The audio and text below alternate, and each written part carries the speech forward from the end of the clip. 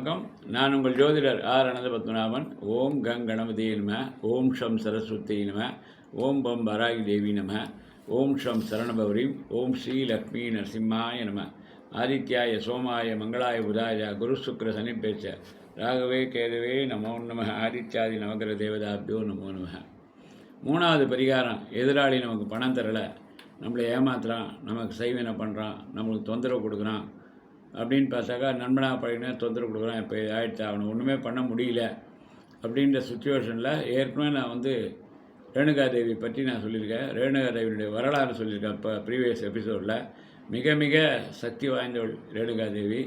எதிரிகளை தூக்கி போட்டு பந்தாடக்கூடிய சக்தி படைத்தவள். உப்பு மேலே எலுமிச்சம்பழம் வச்சு அப்படி பண்ணணும்னு நான் சொல்லியிருக்கேன். ப்ரீவியஸ் எபிசோடை பாருங்கள், அதை பயன்படுத்துங்க. அதே மாதிரி எலுமிச்சம்பழம் எடுத்துன்னு போய் சூளத்தில் கொடுத்துங்க, எலுமிச்சம்பழம் மாலை போடுங்க. அதே மாதிரி எல்லாமே டீட்டெயிலாக ப்ரீவியஸ் எபிசோடில் பார்த்தா இருக்குது. ரேணுகாதேவியுடைய மந்திரமும் நான் கொடுத்துருக்கேன். அந்த மந்திரத்தை சொல்லி என்ன பண்ணணும், நீங்கள் ஜபிக்கணும். 108 வாட்டி ஜபிச்சுட்டு மறுநாள் போய் சொல்லணும். சூளத்தில் போய் இது பண்ணும்போது உள்ளே சூளம் இருக்கும், சில இடத்துல வெளியில் இருக்கும். உள்ளே இருந்தால் ஓச்சங்கிட்ட பூஜாரிகிட்ட கொடுத்து சுற்றுங்க. வெளியில் இருந்தால் சென்டர் ரைட்டு லெஃப்ட்டு குத்தி உங்கள் பிரார்த்தனையை வேண்டுங்க. அதுவும் என்ன பண்ணுன்னா, உங்களுக்கு எதிரிகளை இது பண்ணி உங்களுக்கு வர வேண்டிய பணமோ இல்லை ஏமாத்துறானோ என்ன இதுவோ எல்லாமே நல்லபடியாக முடிச்சு கொடுக்கும்.